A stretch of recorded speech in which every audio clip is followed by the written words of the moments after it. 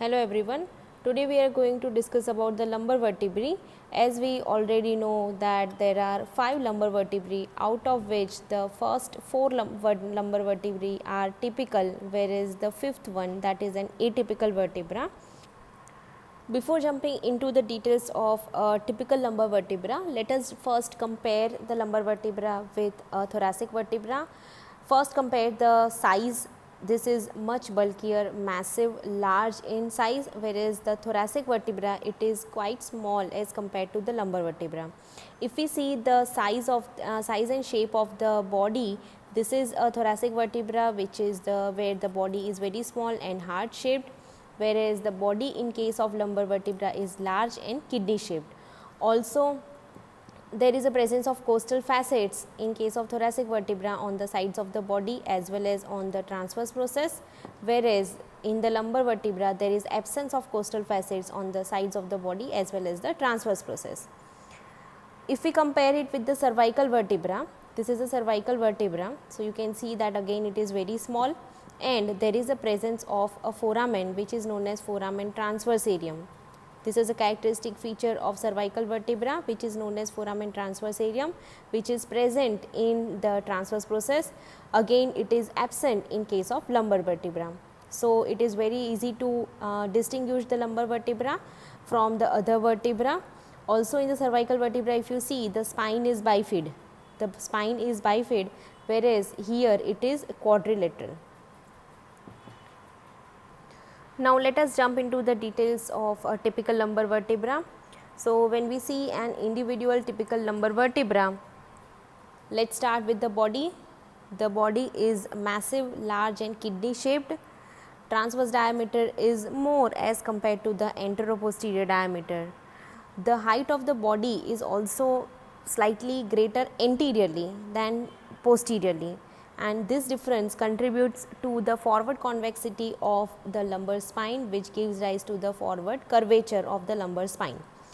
Also, when you see the body from the front and from the sides, you can see that it is constricted, right, from the sides also and from the front it is constricted. The size of the body, it increases from above downwards, that is from L1 to L5. When we see the entire articulated spine, you can notice that the size of the body increases from above downwards from L1 to L5. So, let us have a look in an articulated spine. So, this is sacrum, right here, this is sacrum. So, just going above, this is L5, this is L4, L3, L2 and L1. So, if you see, if just compare the size of the body, so this is L1, this is 2, this is L3, L4 and L5. So, you can notice that the size is increasing from above downwards. Also, if you visualize the spine from side view, you can notice the forward curvature, right, forward curvature of the vertebral spine. Next to the body comes the vertebral foramen. The vertebral foramen in lumbar vertebrae is triangular in shape and it is larger than that in the thoracic region, but smaller than that in the cervical region. Let me compare it with the thoracic vertebra. So, you can see that the size of the vertebral foramen in the lumbar vertebra is larger than that in the thoracic vertebra, but the same when we compare with the cervical vertebra, the size is much bigger, right, the size is much bigger as compared to the lumbar vertebra. Next, let's move to the components which forms the vertebral arch. The first in the list is the pedicle. These are known as the pedicle. The pedicles, they are short and strong. You can see that they are projecting backwards, they project backwards and they are attached towards the upper part of the body in such a manner that the inferior vertebral notch, they are much deeper than the superior one. As the pedicles are attached in the upper part of the body, the inferior vertebral notches are much deeper as compared to the superior one. Next comes the lamina. The lamina, these are the lamina. The lamina are short, thick and broad. You can see that they are short, thick and broad, and they are directed backward and medially. They complete the vertebral foramen posteriorly and they unite with each other to form the spine. If you see here in an articulated lumbar vertebrae, you can see that the overlapping of the adjoining vertebra is very minimal as compared to the thoracic vertebra, where the overlapping of the lamina was much prominent, but here the overlapping between the two lamina is very minimal. The two lamina posteriorly they unite with each other to form the spine. The spine that forms a vertical quadrilateral plate which is directed backwards and only slightly downwards. If you see the direction here, it is directed backward and directed only slightly downwards. The spine is thickened along the posterior border and the inferior border. If you see here, it is thickened more towards the posterior border as well as towards the inferior border. Next comes the transverse processes. The transverse processes are thin and tapering and they are directed laterally and slightly backwards. Now, the transverse process which we see here in case of lumbar vertebra, this one, that represents the costal element. That means they are developing from the costal element and they are homologous with the ribs in the thoracic region. So, the question comes that if this true transverse process that represents the costal element, then which part represents the transverse element or develops from the transverse element. Now, look here that at the posterior inferior aspect of the root of each transverse process, here we can see a small rough elevation. This is a small rough elevation on both the sides. Here also you can see that is present on the posterior inferior aspect of the root of the transverse process. This is known as accessory process. This accessory process, this actually represents the true transverse process and it develops from the transverse element of the vertebra. Note this is our accessory process which develops from the transverse element. Now, if we see the length of the transverse processes, the length of the transverse process that increases from L1 to L3 and then it decreases. Let us see in an articulated spine. So, this is again our sacrum. So, this is L5, 4, 3, 2 and 1. So, if this is the L1 vertebra, see the length of the transverse process. So, this actually increases up to L3 and then it decreases. Right. Similarly, here also we can see this is the L1 vertebra, L2 and L3. So, we can see that the length is increasing from above downwards up to L3 and then the length of the transverse process is decreasing. When we see the vertebra from the posterior aspect, here we can see the superior articular processes and these are the two inferior articular processes. The two superior articular processes, they lie farther apart from the inferior. The distance between the two superior articular processes is much more as compared to the inferior articular processes. Each process, it bears a concave facet. This is a concave facet. The direction of the concave facet, it is medially and backwards, right. This is concave in shape. The posterior border of the superior articular process, that is marked by a rough elevation which is known as a mammillary process. See here we are able to see two processes. This is one process. This is, don't confuse with this process. This is the process which is present at the root of the transverse process. In this vertebra it is very prominent and we have already named this as accessory process, right. This is the accessory process. Now, we are talking about the mammillary process. The mammillary process is present on the posterior border of the superior articular processes. Also on this side we can see that this is the transverse process, this is accessory process and this is the posterior border of the superior articular process and this thickening is known as the mammillary process. Fine. And the inferior articular processes, they lie nearer to each other than the superior. Each process, it bears a convex facet. See this is a convex facet which is facing laterally and forwards. If you see from here, you can see that this is convex facet of the inferior articular process which is directed forwards and laterally. we can of course understand that the direction of the facets of the superior and inferior articular processes will be exactly opposite to each other, so that they can articulate with each other. Now, if we see here, this is one another vertebra, these are the two inferior articular processes, and here these are the two superior articular facets processes. This is concave and this is convex, so that they can fit with each other, they can articulate with each other like this, right, of course. So, they have to be reciprocally concave or convex.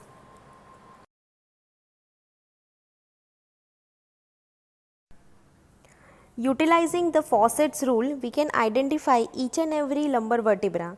To understand this, we need to see the one particular vertebra from behind, and we need to form a four-sided figure by joining the two superior and two inferior articular processes. If the figure which is formed, it is in the form of trapezium, then it is L1 or L2 vertebra. And if the figure is in the form of a vertical rectangle, it will be third lumbar vertebra.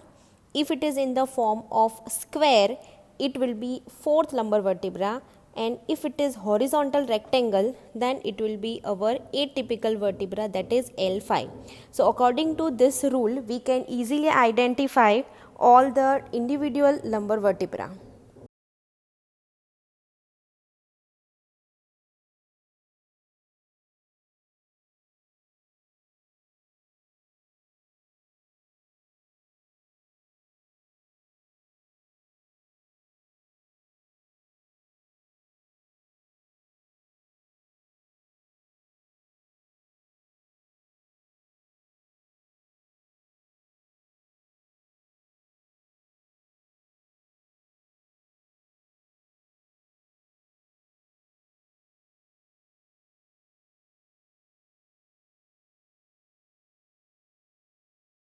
So, let us see the most distinguishing features of the fifth lumbar vertebra. The first and the foremost are the transverse processes.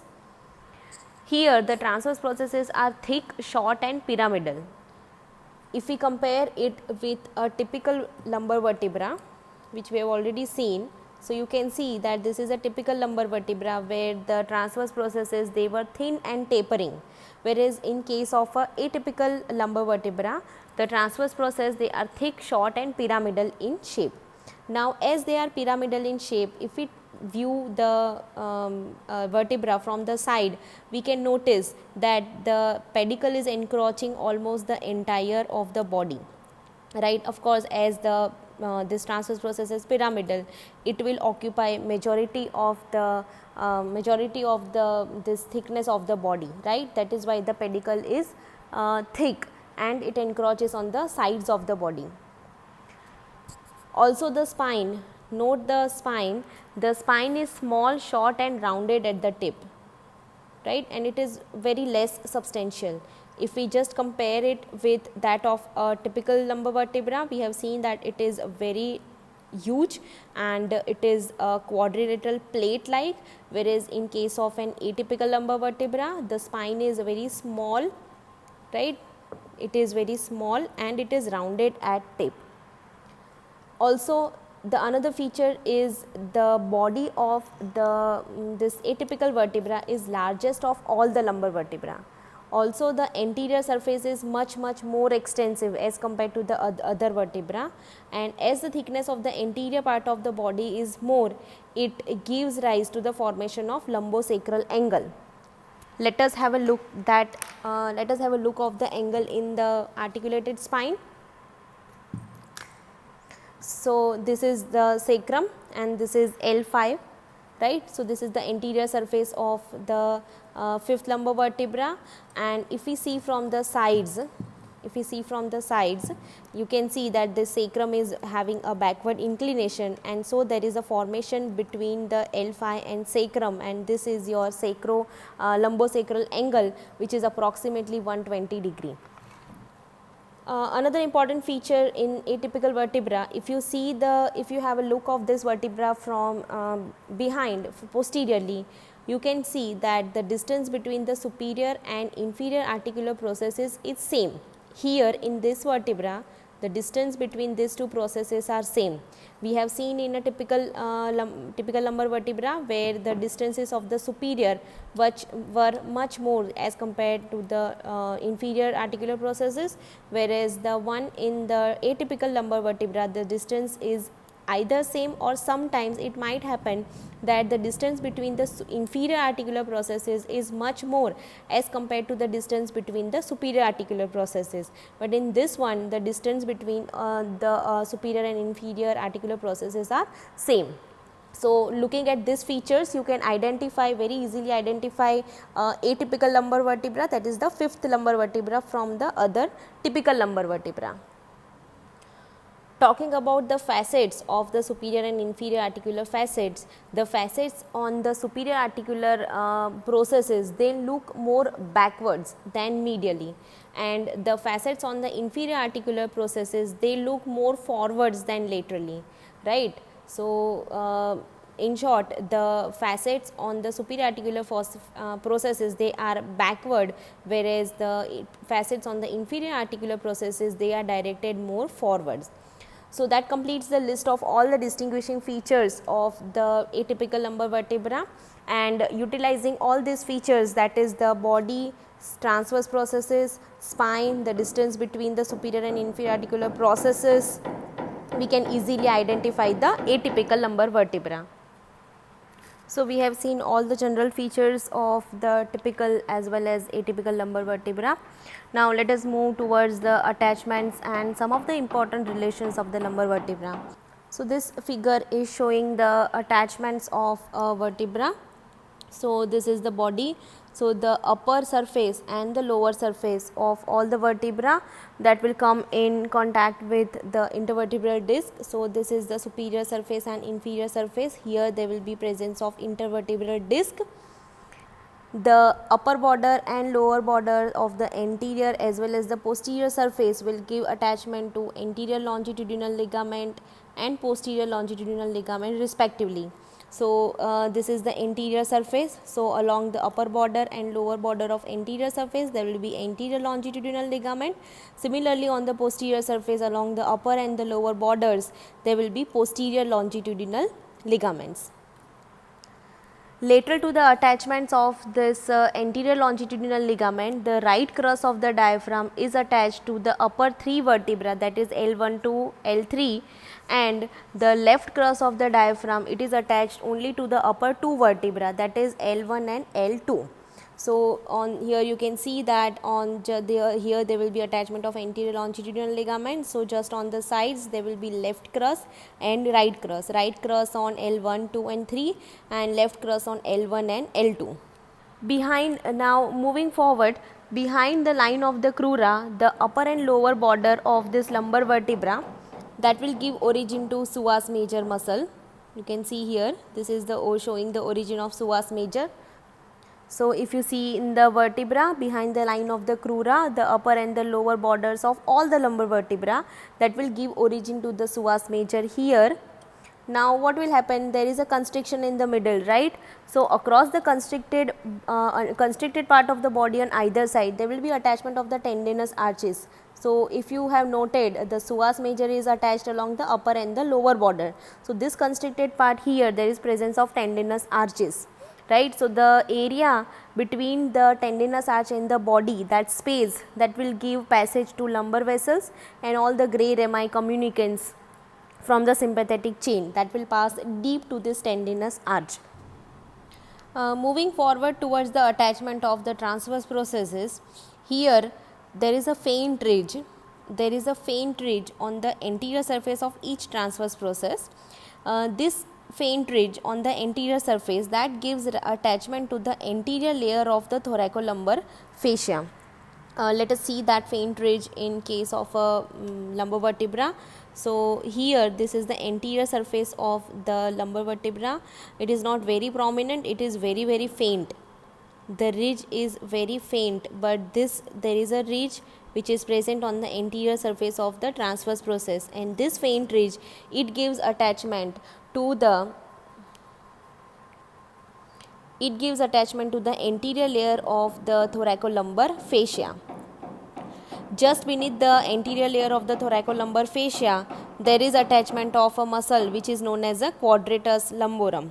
Quadratus lumborum muscle is attached just beneath the anterior layer of the thoracolumbar fascia. So this is the faint ridge. So lateral to this faint ridge, anterior surface of the transverse process, attachment of quadratus lumborum. Medial to the faint ridge on the anterior surface of the transverse process, also on the sides of the body, there is attachment of the psoas major muscle on all the lumbar vertebra.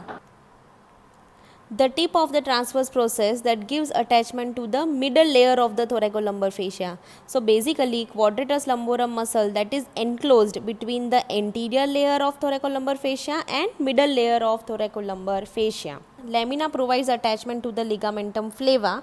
So here this is the lamina, and here the anterior surface that will give attachment to the ligamentum flava. Here we have seen that the tip of the transverse process that gives attachment to the middle layer of thoracolumbar fascia. In addition to this middle layer of thoracolumbar fascia, on the tip of the first lumbar vertebra, there is attachment to medial and lateral arcuate ligaments that is not shown in this figure because it is attached only to the tip of the transverse process of L1.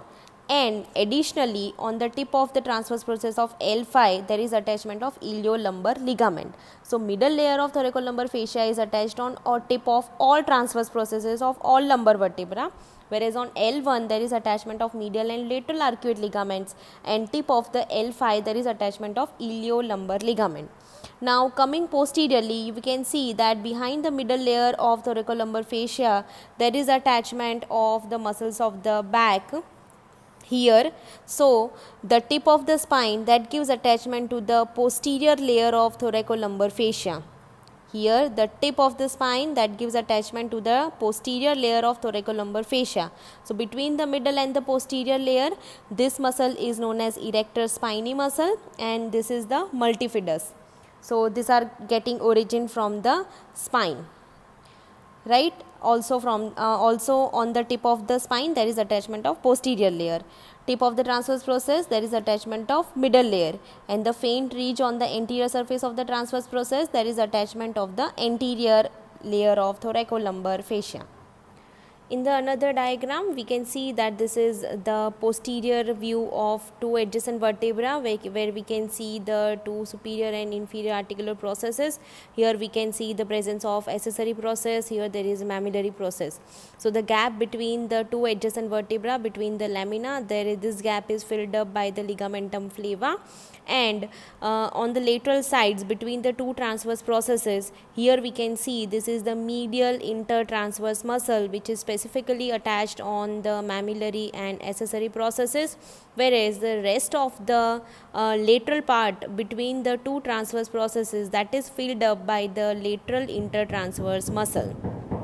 So by and large there are two intertransverse muscles, medial one which are attached on the accessory and mammillary processes, and the lateral one which is attached between the transverse processes. So if we see the attachments of the spine, let us understand it in this diagram. So this is the lateral view of the spines. We are viewing the spine from the lateral side. So there are two ligaments attached. This is the interspinous ligament and supraspinous ligament. In the posterior view, we can see the attachment of the interspinous ligament, and on either side of this interspinous ligament there is attachment of interspinous muscles. So on the spine there are two ligaments, interspinous ligament, supraspinous ligament, and there are three muscles. There is interspinous muscle, and another two we have seen in this diagram, that is the multifidus and erector spinae. So erector spinae, multifidus and interspinous muscles, they are attached on the spine. Also the tip of the spine that is giving attachment to one fascia, that is the posterior layer of thoracolumbar fascia. So if we articulate two adjacent vertebra, we can see that the gap between the two bodies, they are filled up by the presence of intervertebral disc, and as the pedicles are attached here towards the upper part, the inferior one is shallower, so there is a formation of the intervertebral foramen. Also we have seen that the facets are reciprocally concave or convex, so this joint that permits a slight amount of flexion, extension and rotation. The vertebral canal which is formed by the first lumbar vertebra, that contains the conus medullaris. The conus medullaris is the lowermost part of the spinal cord which is present in the vertebral canal of first lumbar vertebra. The part formed by the lower 4 vertebra, right, that contains the cauda equina, the canal of all the lumbar vertebra that contains the spinal meninges. So only the first one will, for the vertebral canal of the L1, that will contain the conus medullaris, that is the lowermost tapering part of the spinal cord. The other 4, the vertebral canal of other 4 vertebra, that will contain the cauda equina, and the canal of all the vertebral lumbar vertebra, that will contain the spinal meninges. So that actually completes the all important attachments and all the general features of typical as well as atypical lumbar vertebra.